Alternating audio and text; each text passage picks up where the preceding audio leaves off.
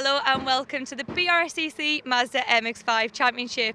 It's the season opener and we're here at Brands Hatch. Now our grids have gotten even bigger from last year and Ali Bray Motorsport is having to look after 9 of our championship cars this time round.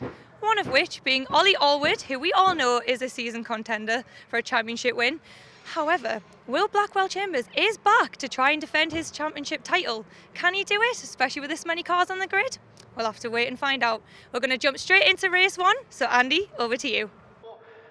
Thanks very much, Lindsay. Well, the cars are about to line up on the grid ahead of the opening round here at Brands Hatch. John Langridge gets the first pole position of the season with Brian Trott alongside. Will Blackwell Chambers, the reigning champ, is third alongside Ollie Allwood, with Joe Wiggin making his debut fifth on the grid. Stuart Simmons alongside him. Ben Short, Adam Bessel, David Waters and Steve Foden round out the top 10. An interesting seventh row of the grid there. Martin Tolley and Adam Craig, the only 2 drivers in the field to have competed in every season of the championship. They are true veterans of the category and will be looking to move forward from there. It's a 31-car grid for the season opener. This is only half of the entry though. Once again, we have A and B groups. If you finish at the back of the A group, you'll be demoted to the B race later on, and vice versa. The top 5 finishers from the first B race, they will get promoted onto the A grid. You can only score maximum championship points though for winning an A race, so this is an important one. The season about to get underway here at Brands Hatch. The lights go out now and we are racing in 2019. Who gets to Paddock Hill Bend first? It will be John Langridge from pole position.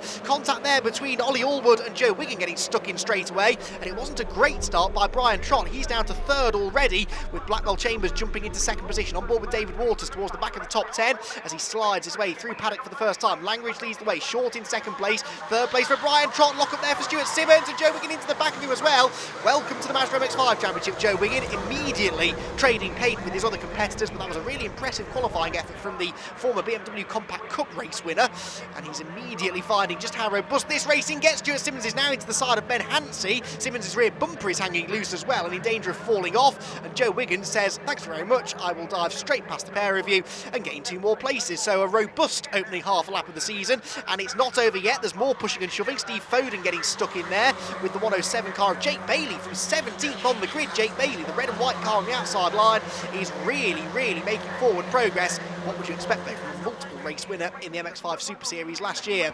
Across the line we go then at the end of an eventful opening lap of the season, and it is still side by side throughout the field. There is Jake Bailey on the outside line going in towards Paddock Hill Bend, on board with David Waters, who he is trying to go around the outside of, and I think Jake Bailey is going to do it, or is he? No, Waters holds onto the inside line. Andy's got his nose in front going towards Druids. Under the bridge they go, late as you dare on their brakes, but that was too late for Waters. He slides out wide, he's in the gravel, he's in the wall, and David Waters, unfortunately, in trying to defend that position, has overcooked it and found the barriers miraculously though. I think I was going to say he might be able to dig his way out of the gravel trap. That unfortunately may not be the case, and that could result in our first safety car of the season.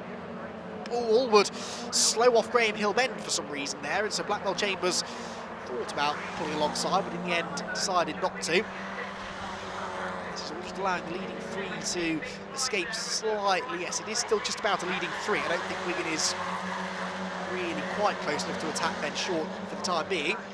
But if the leaders start to really trip over each other again, Wiggin will be there in a flash. In fact, I think he's going to get there anyway. He's got the pace to close in on the leading 3. Allwood and Blackwell Chambers holding each other up as well. They're fighting for 5th, and so the 2 blue and white cars becoming a bit detached now from what is fast becoming a quartet of cars fighting for the race leader. Brian Trott sideways through paddock that time. I don't know whether John Langridge got into the back of him. I don't think he did.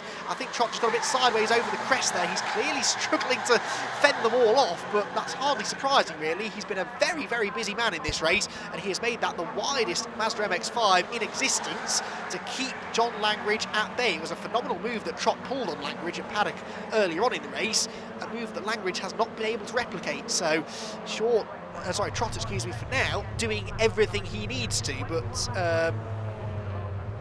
this is going to be a long final couple of laps for Brian Trott if he's going to be able to hold on and take the first victory of the year.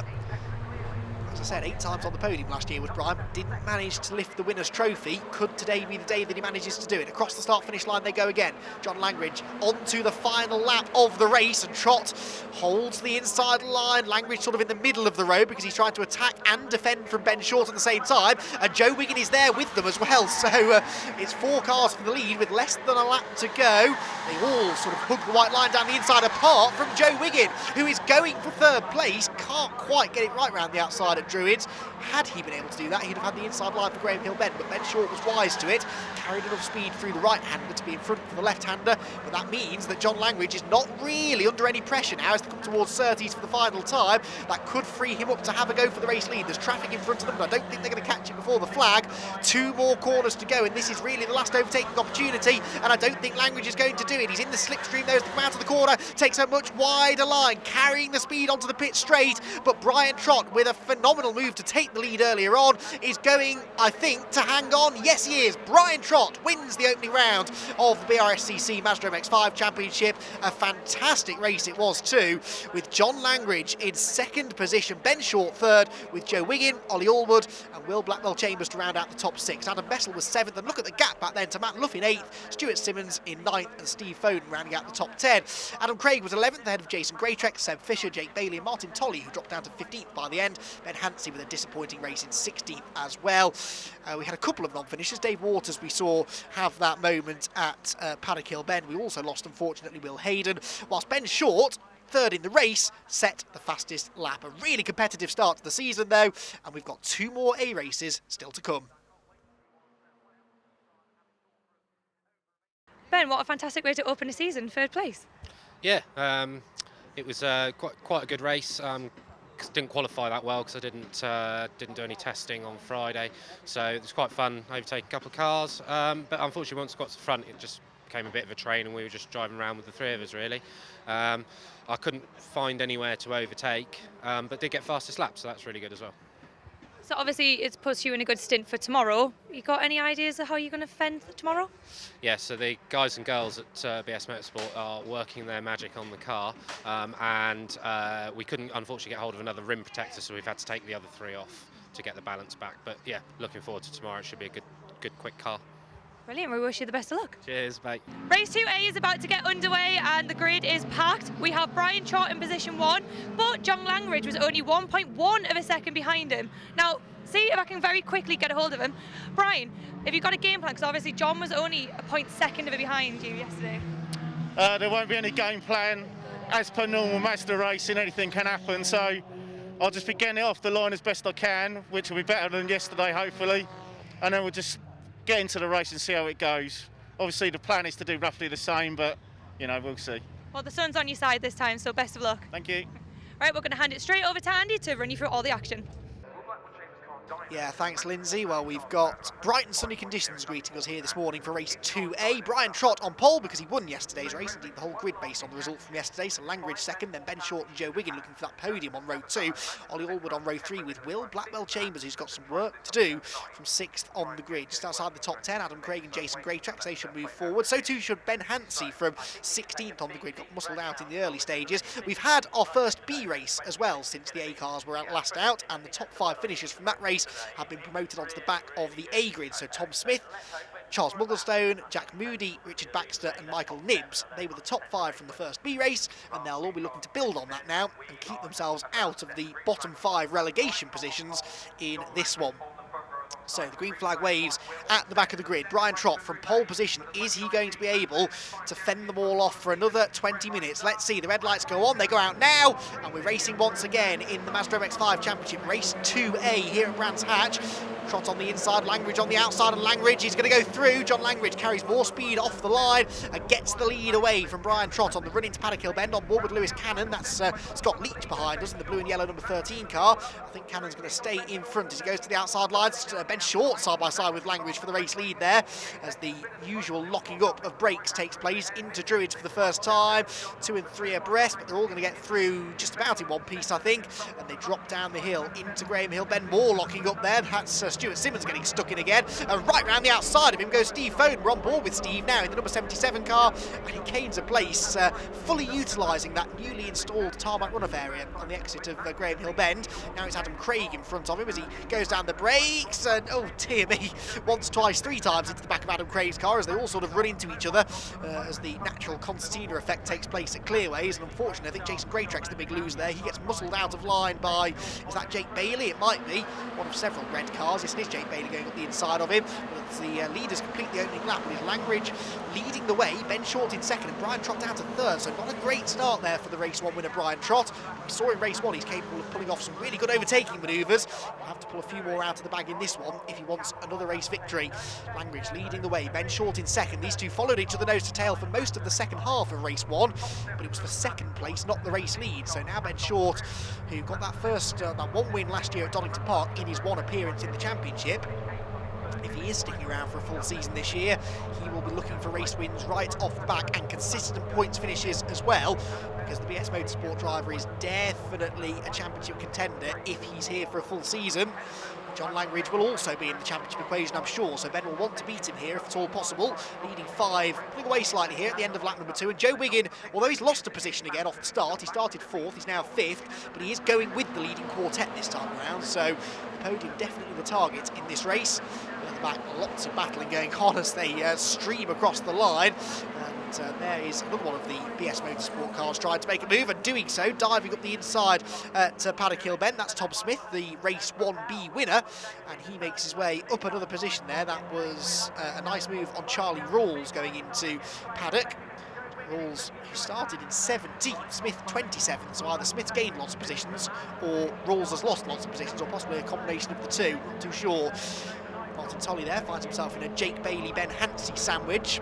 On board with Martin now, very experienced racer in the championship, as we documented, and he's trying to get past Jake Bailey here if at all possible, whilst also trying to avoid losing a position to Ben Hansey behind.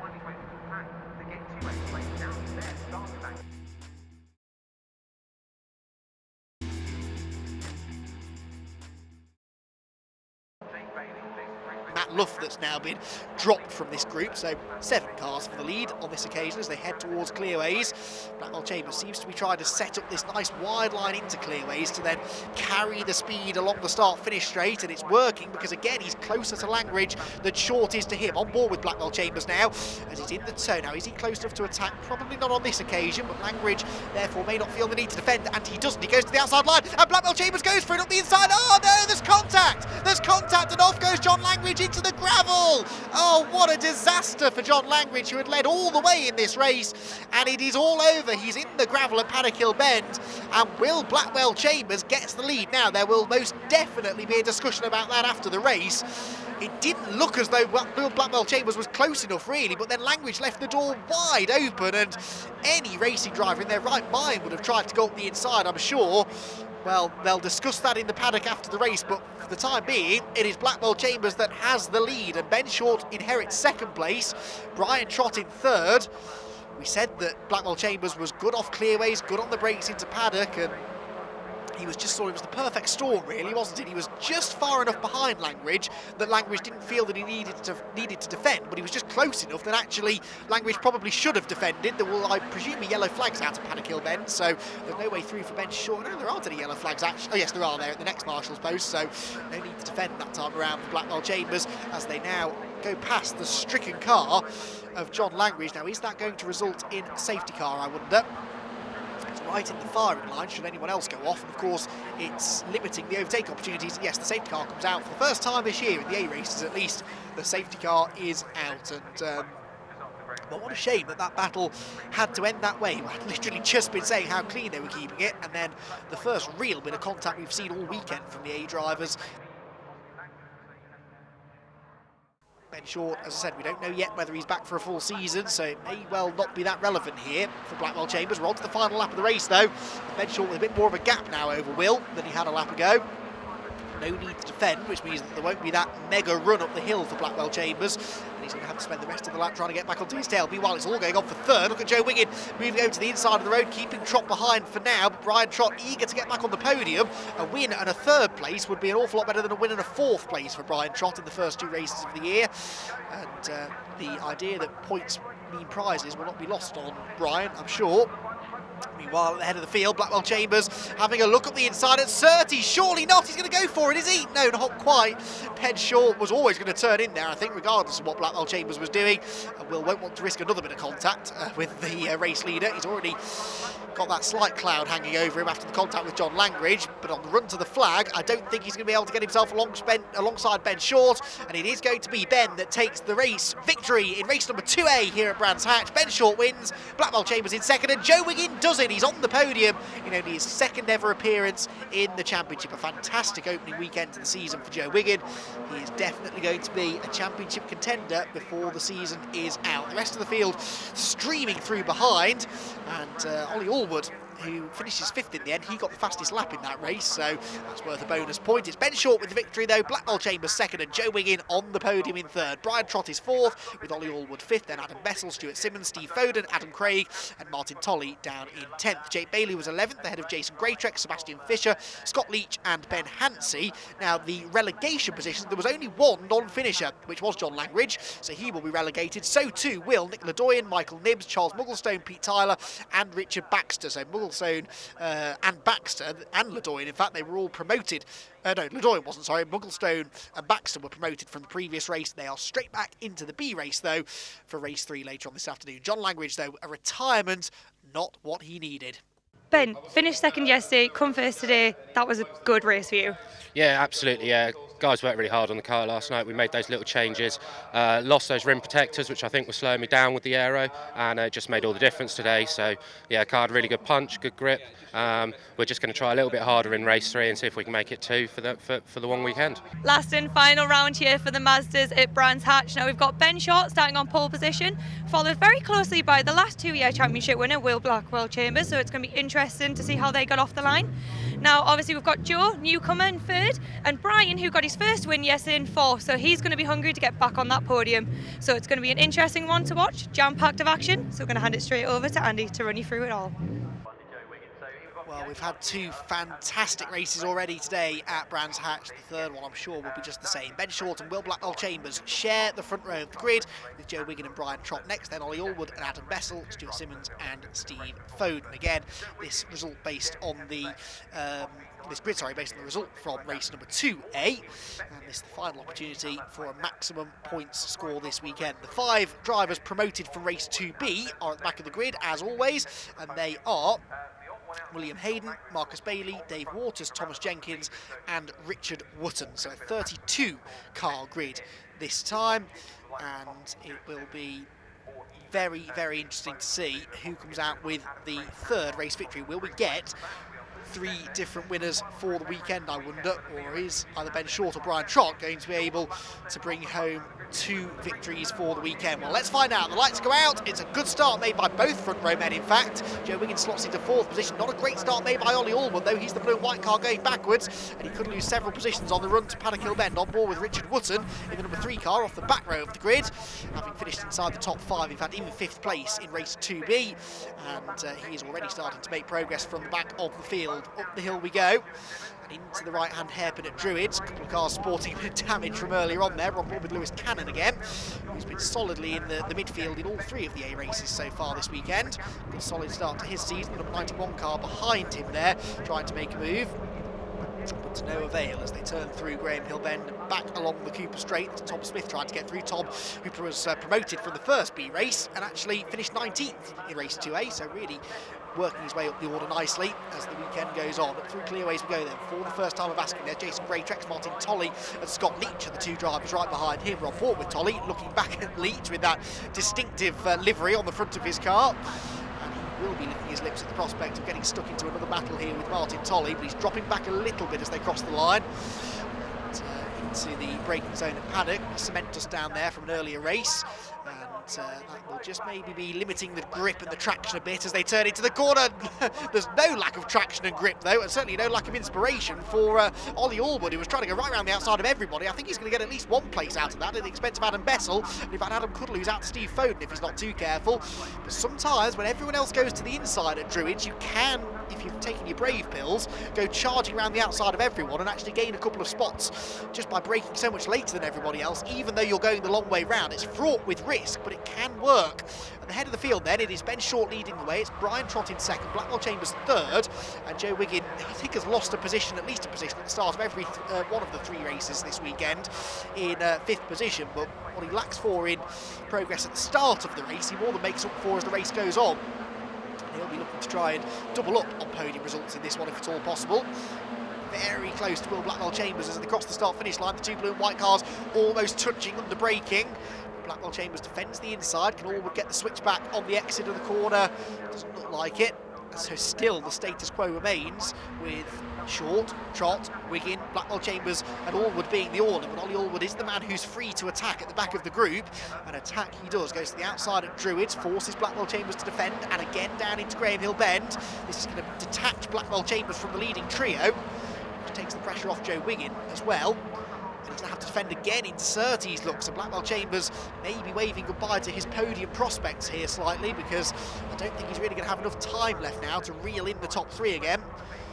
Not a million miles in front, but in Mazda MX-5 Championship terms, that is an absolute age. A 3 or 4 car length advantage is fairly comfortable really in this championship, and that's what Joe Wiggin enjoys now over Blackwell Chambers behind him.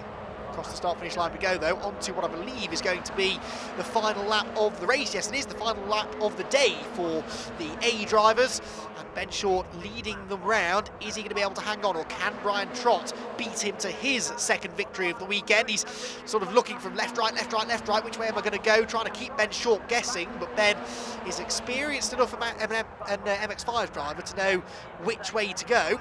And the inside line is always the best place to defend, and that's what Ben Short did. So he holds on again. Brian Trott in his wheel tracks though, not really feeling the pressure here from Joe Wiggin. So if Brian wanted to really try and take this wide line into clearways and try and get the slingshot to the line, that could be his best available option. Into the final corner they go. That's exactly what he does. Look, goes wide in, cuts back to the late apex, knowing that Wiggin isn't close enough to get up the inside, but actually Trott, I think, just ran a bit too deep on the brakes there, and he is not going to get there. So it will be 2 wins from 3 for Ben Short, and he will be your early championship leader. A brilliant weekend for Ben Short.